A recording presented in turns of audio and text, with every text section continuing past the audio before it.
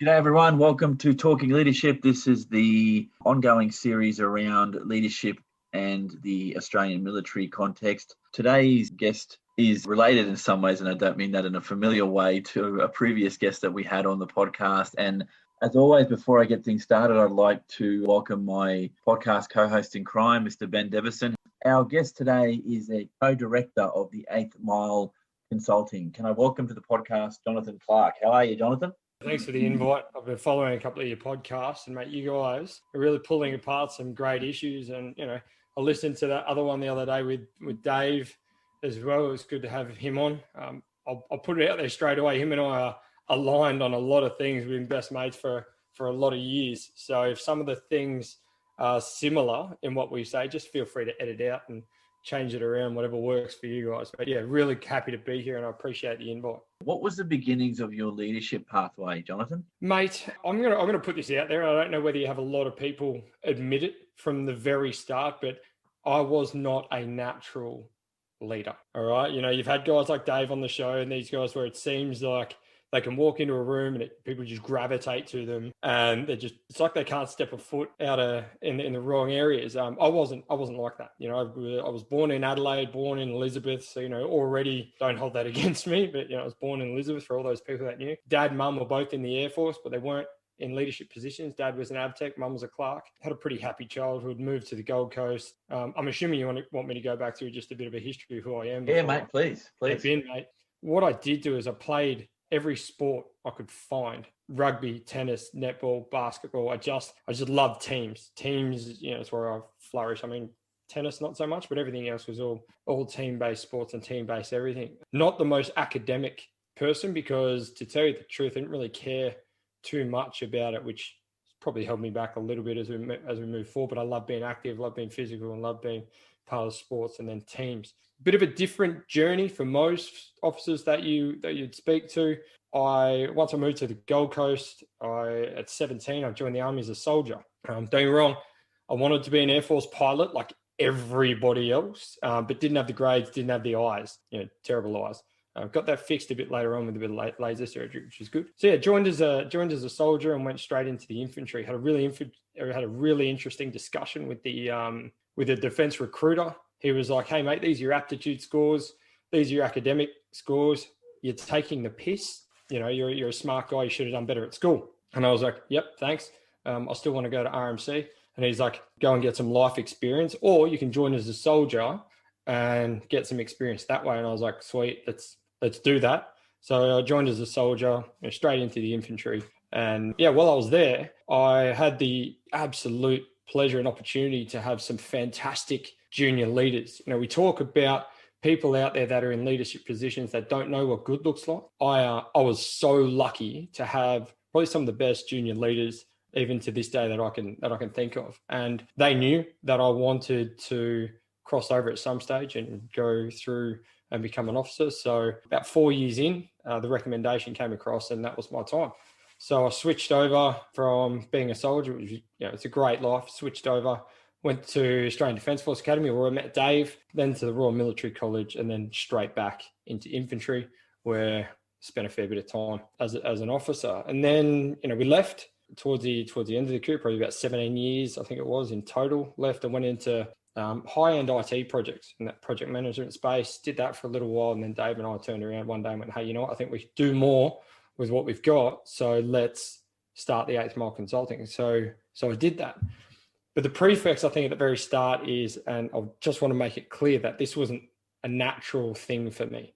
I could speak and I could present, public speak, debate, and that sort of thing. But you see those natural leaders where they just walk into a room and everyone is just like, boom, get around them. They want to soak up everything that these people have. That wasn't me, right? I was led. I followed a lot in the early years before I was able to take on a lot of those traits and behaviors that I'd modeled, or that I wanted to model for so long, before I could actually develop what was my authentic style of leadership. And I think that's just a little bit of a different pathway between me and a lot of other people. And yeah, so that's sort of where it started. I saw, I think in my head, I wanted to lead, but I was nowhere near ready. I think the defense recruiter guy saw that at the very start. But again, I was just lucky that I had some fantastic, and these guys are still, guys that I would probably look at as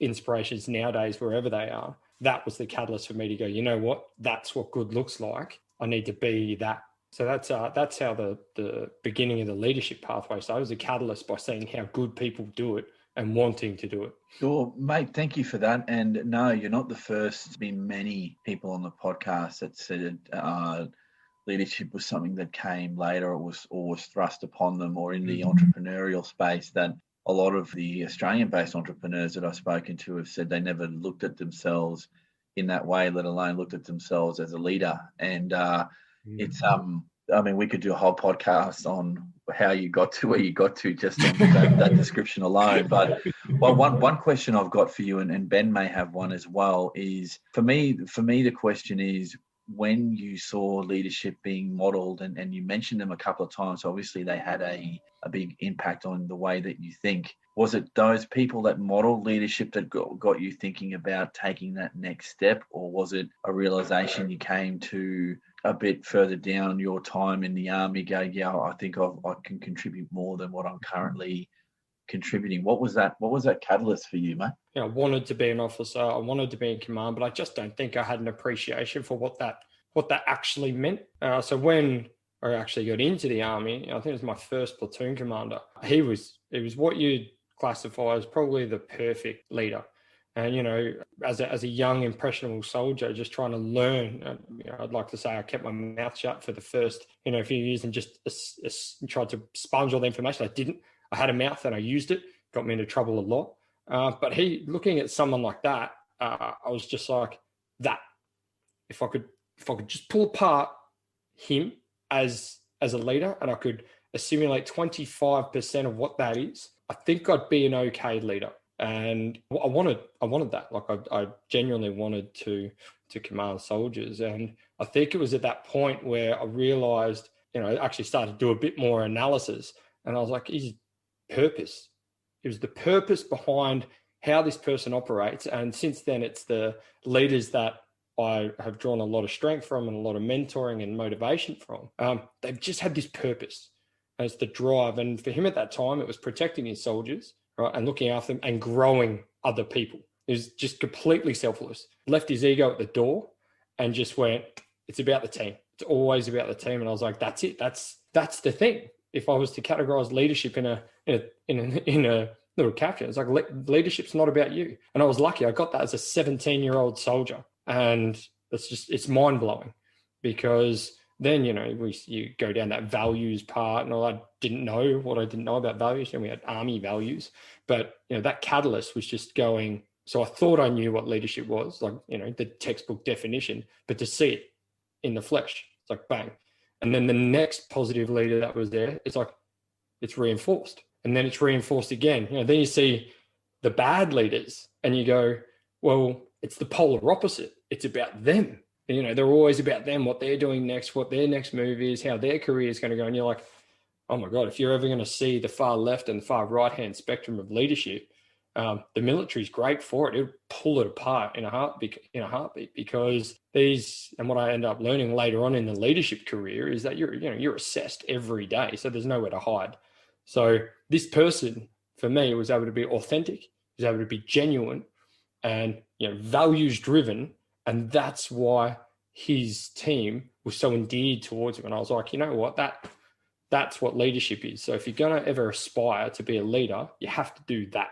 And that didn't scare me off. So, I was like, all right, well, let's do this. Let's soak up as much experience and as much knowledge as I can from these strong junior leaders, and even to a point, the higher strategic leaders, soak up what I can, because eventually I want to be on the other side. And I was also lucky enough to be called on my bullshit, Eric. You sit there and as a young soldier, you think you know it all. And I was like, Jesus, I could do this better. And then I'd get called on it. He'd come down and go, hey, John, you've been whinging about this. You're still working hard, you're still getting it done, but what, you think you could do better? I was like, I don't think I could do better, but I think I could do it. And he goes, well, do it. Now, put your money where your mouth is and have a crack. And I went, all right, okay, I've been caught on my bullshit. I guess I better go and do this thing, right? So yeah, that was the bit of a story. I was a bit long-winded. Sorry, I get a bit excited about it because it was such like a punch in the face for what leadership is about, and it happened so early on. So, Jonathan, I'm keen to just unpack something you said a while back that I found unique, in that after serving 4 years as a soldier, you then went to the Defence Force Academy. Mm-hmm. So just thinking of your leadership pathway, you would have joined and you would have gone to the academy with 4 years service behind you, with literally hundreds of kids straight from the street. Yep. So I suspect, like when I went to Duntroon as a pimple face 18-year-old, what we refer to as the ex-servies. The retreads. Yep, that's right. The retreads were in my view, the retreads around me, I found as fantastic mentors, even on the simple stuff, the weapons drills, the drill itself, as in marching and left turn, right turn, and check slide, and all those things at Duntroon we did.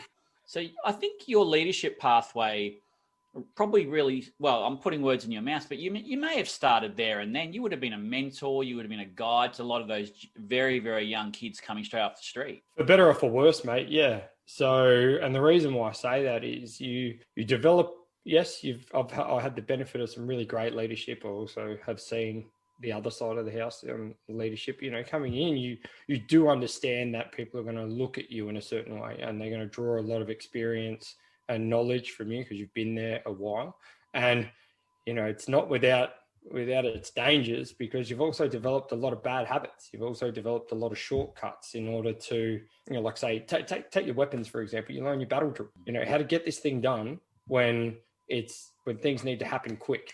So you sort of have to unlearn some of the bad habits so that you don't pass them on to people. And I think it was a great way to hold me to account for my behavior early on. It forced me to really do some self-analysis so that I didn't undermine the teachings by the instructors. And again, I think I was extremely lucky at the Australian Defence Force Academy to have some fantastic leaders. I mean, they don't usually send bad ones down there. And, you didn't undermine them, because what they were saying was bang on. So, you could sort of act as a bit of an extension for what they were teaching, what they were instructing. And, I think the best part was, yes, they're young. People around me were young.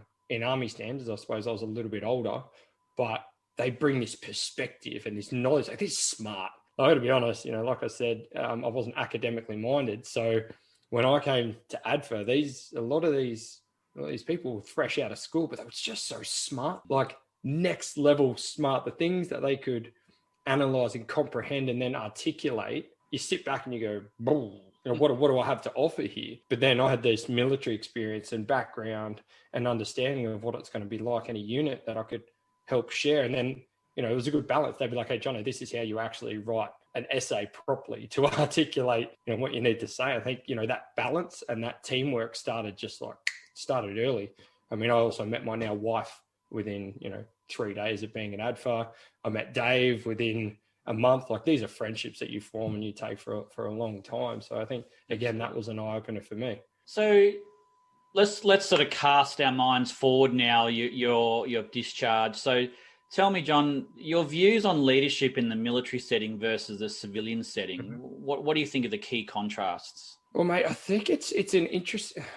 Sometimes it's difficult to make a direct comparison from a leadership perspective. And I'll say right from the outset that I have the utmost respect for those people that can make it and be successful and drive organizations, understand how to take strategy right down to operational outcomes in a civilian setting.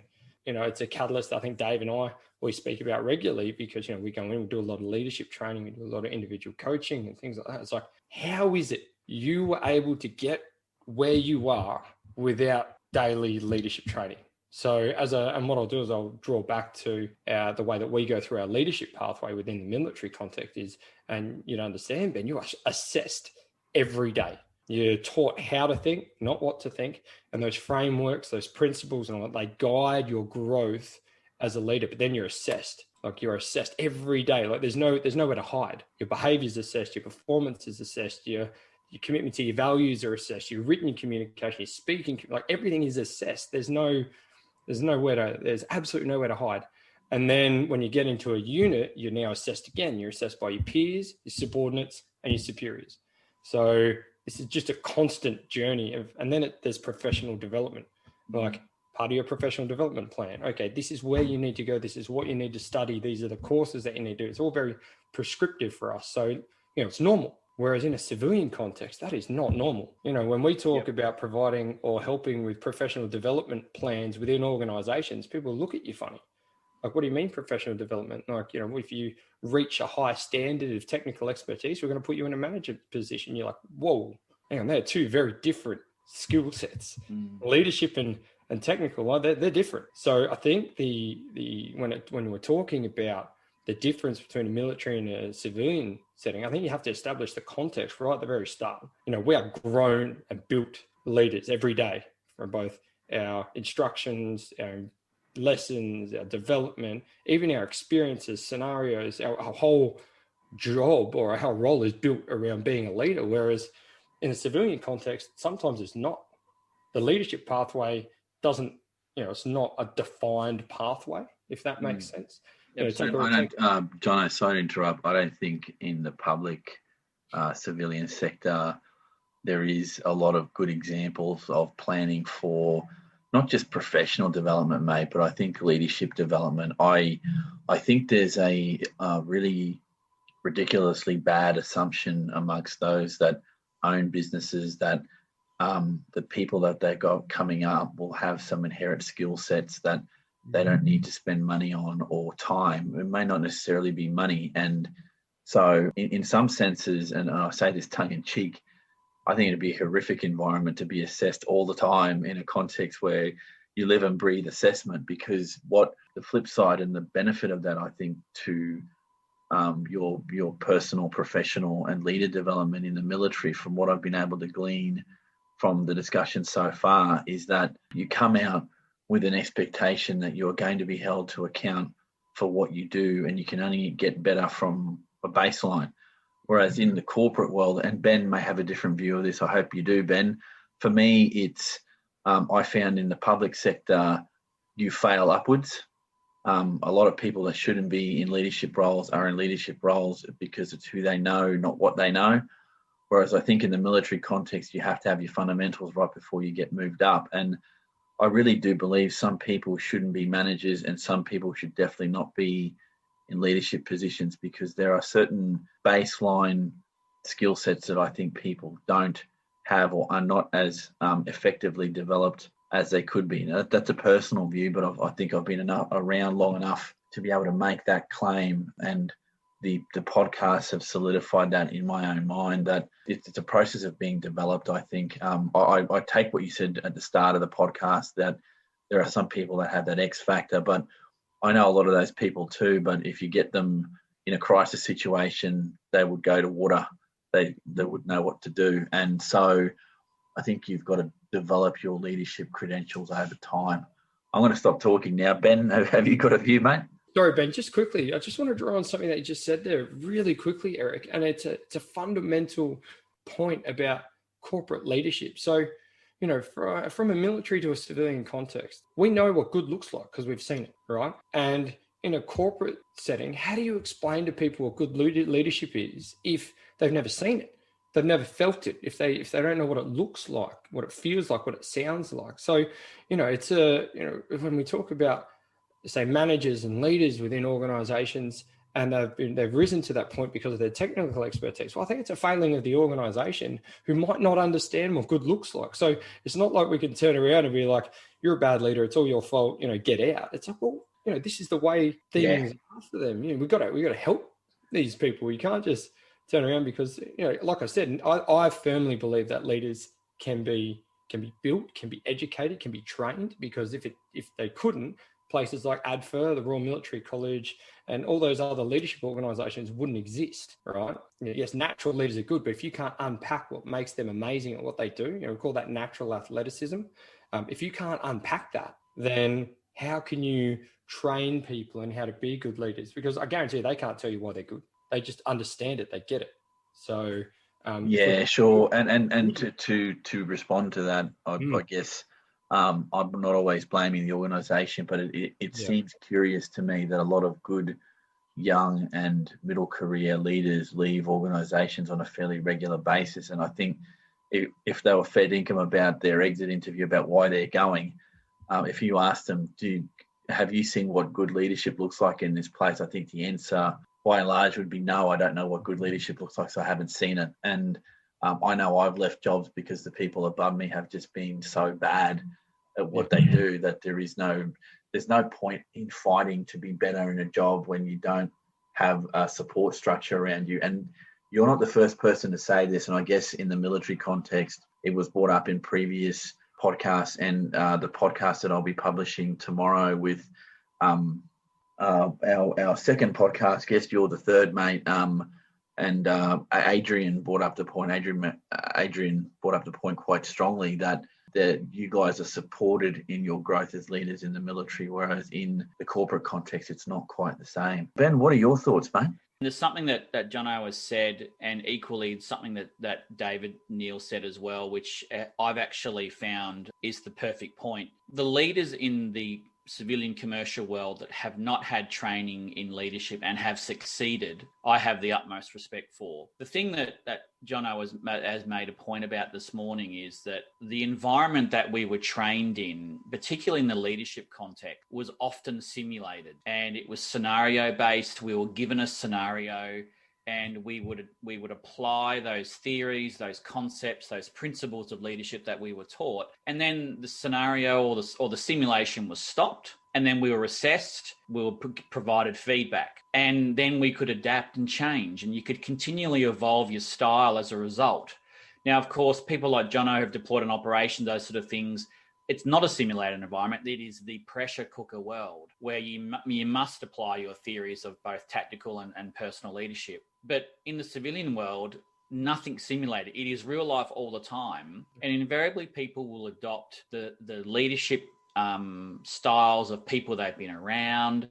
And that can be quite toxic sometimes. And I find in the profession that I work in law, that a lot of junior solicitors are unfortunately mentored by some fairly toxic individuals. And the theory comes out that, well, that's the way I was treated, so that's the way I'm going to treat my people. So you're a product of your environment in that perspective. But you are right. I do subscribe to the theory that people join organisations, but they leave their boss. However, as Jono and David both said, the people who do succeed have done it really just by trial and error. And it's really I would say a credit to them who do succeed. But yeah, I think that the commercial civilian world is desperately lacking in quality leadership training all throughout someone's career. Let me share something on this podcast, and I won't name the organisation nor the individual because it would give away who they might be or where they're working now. But I got to a point mid my career, probably in my very early 30s, that I had a stand-up slanging match with my then the manager of my section in their office. They unloaded everything they didn't like about me straight to my face and just spewed this just crap at me. And it was coming. I'm thinking, all right, I'm going to just tuck it all up and walk out and deal with it. Instead, I completely lost my shit. I vented and just mirrored everything back and going, well, on this point, you're no good as a manager for almost list of the things that were bothering me. And once that was done, you could feel the tension lift in the room where it was like the two individuals have gone, this has been building up over time. I don't want you here and you don't want to be here. And that's not a good situation for either of us. How can I help you transition out in a decent way that's not undermining you? And so I think he or she got the message that they shouldn't have said what they said, but I shouldn't have said what I said either, because had I been in some other corporate context, I would have been out the door straight away and there would have been no resolution to the situation. So toxic leadership and toxic management of people is a very real thing. And I don't think there's enough resolution of those kind of conflicts at the corporate or military level, because in both, you got two contexts. In the military level, you have to respect rank, is what I've been hearing from you guys in these podcasts. And in the civilian world, this person is potentially in charge of you making a living. So if they fire you, you no longer have an income. So there are different reasons why people will sit back and take, I think, inappropriate levels of abuse in a position that they necessarily shouldn't. And so, and to round that off, I don't think at times in the private sector that your HR person or the person looking after staff is necessarily there for you. They're there to protect the business, not to protect you as an employee. So it gets fairly difficult. And I'm glad we got onto this topic because it's something people don't necessarily want to have an open discussion about. But toxic leadership is as bad, if not worse, than a toxic environment, in that one individual can make or break the culture in which you work. And unfortunately, if that person is your boss, it can make life exceedingly difficult. But that's just my perspective, but I thought it would be well worth noting. For an individual, for a toxic individual, right, to be the catalyst for something, there's a lot of checks and balances that have fallen out of the way in order to give that person the influence that they have in an organization, right? But a lot of people have had to stand back and let that behavior happen, right? A lot of influential people, because if that person's been allowed to succeed and get to the position of influence they have, right, then the priorities and the values of the organization have been able to accommodate that. Now, Dave and I, we ran a webinar, 90 minutes worth on, the options you have within a toxic workplace around toxic leadership and that, where we look at, you can either accept it, right? But there's a cost that's involved there. You can do something about it. There's also a cost. There's a consequence. You can leave or you can remove the source, right? So there's these 4 options, but each has a resource burn. And when I talk about resource burn, I'm not talking about dollars in this case. I'm talking about the most precious ones, right? Our time and our energy, because they're finite. Now, if you're going to lock in and be prepared to bust open a toxic culture and a toxic workplace like that has consequences. You paint a big target on your back, but if you can build an influential team around you and say, hey, these are the values of the organization. This is what it looks like from an everyday behavior perspective. This is what we're prepared to accept. And more important, this is what we are not prepared to accept. If you can grab the values of the organization and translate that to everyday behaviors, and you're in a position or you have the influence. Now, 2 different things here. If you have the influence or whether, position, again, they're not the same. If you've got the influence, you could do that, sweet, all right? But you have to understand that there's a burn in resources at the other end.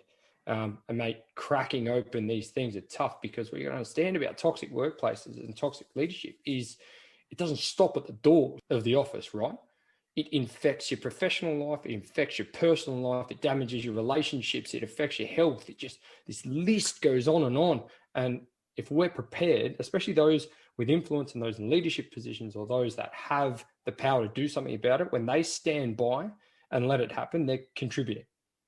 Health-wise, mate, I knew something was wrong when I could feel my blood pressure going up every time I walked into that building, and when I left, it was like a pressure went out of my neck when I walked out the doors to go home. And I actually got it. Now, I typically, like most men, you don't worry about these little signs, but I went to the doctor and he said, your blood pressure's up, mate. What's going on? And I said, might be at work. And I described what was happening. He goes, maybe you should find a different job, and sooner rather than later. And that had been maybe 12 months of that situation getting worse and worse. And there's nothing worse when work gets so bad that you physically have a impact. There's a physical health impact on you when you leave work. Now, I know work's not meant to be fun, but you're not meant to be feeling sick when you leave that place either. And so I'd never mentioned this to them, and these days I know it would be less acceptable, but I don't think I was alone in that position, and there must be other people in lots of different organizations that go through this stuff and wonder why, at the end of the year when they have a break, like I recall this vividly, and teachers have told me this, that at the end of term, a couple of days into their break between terms, that some of them get crook.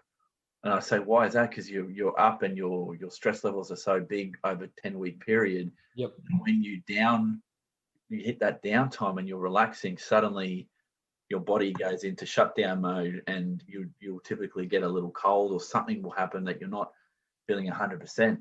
That can't be a good reflection on workplaces as we see them now, if that's what it takes. I would have thought a break is a positive thing for people, but if you're feeling unwell when you're taking a break, something's not happening. Your body is on guard the whole time. It's like, there's no weakness. Like, you cannot show weakness. Your body can't let you down when it's in that fight mode, because any weakness will, bring you unstuck. So your body goes into this hyper vigilant mode. It's like when you're over in combat, or, Ben, when your firm's going through big litigation or something, no one's getting sick because the body's turned on. It's like, no. But as soon as I get a break, we need to reset. So I need to get sick. I need to do all these sort of things so that I'm ready to go into another fight. Like, the body's a fantastic piece of machinery. It's very intuitive, and it does things, but it reacts on what's going on in here. So now, John, I'm going to go rogue here. I just thought of something I've been interested to talk about. I've been looking forward to this since we started. You going rogue, mate? I'm going rogue. One of the key things that I think is a critical difference between military and civilian life, particularly for a leader, is the very thick grey line that exists between work and home. If you remember your time as a platoon commander, your soldiers would bring you the most personal matters, such as financial problems, marital problems, those sort of things, which don't seem to be occurring in the civilian context. And I always found that ability to counsel a soldier quite a good skill to take into my commercial world. How do you agree with me there? Mate, I think especially, and it draws us back to the age at which you have to do this, all right? So take someone like Dave, who started his officer journey when he was 17, so he's 21 when he's leading soldiers, 22 in Afghanistan, right? And he's having to deal with people that are 10 years his senior and do this kind of counselling. Right? I'd had a little bit of experience when I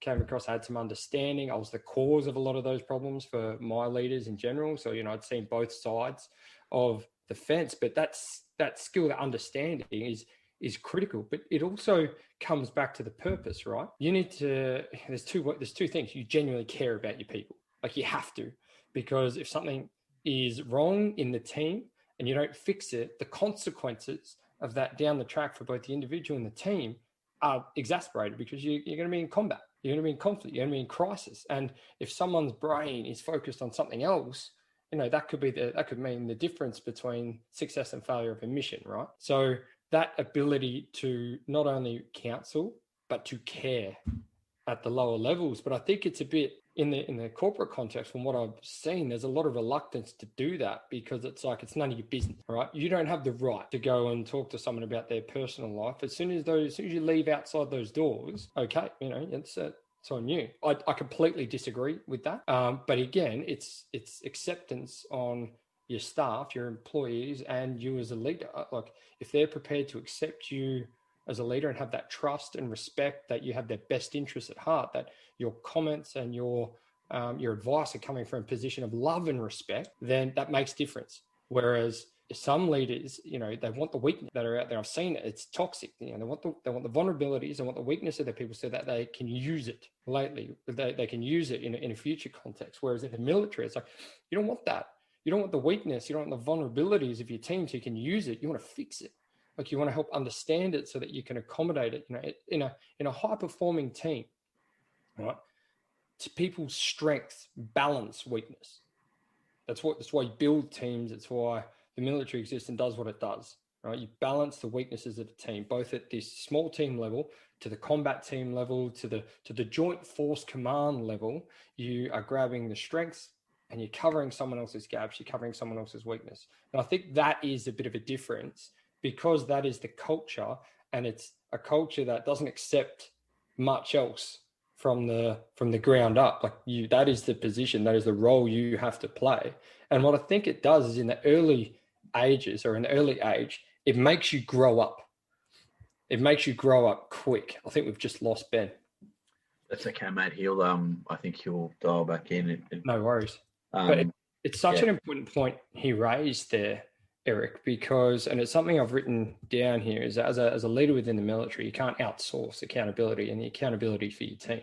Like, there's no, that person did the wrong thing or something. It's like, you're the leader. Buck stops with you. It's your signature. It's your accountability is key. It's linked directly to your integrity.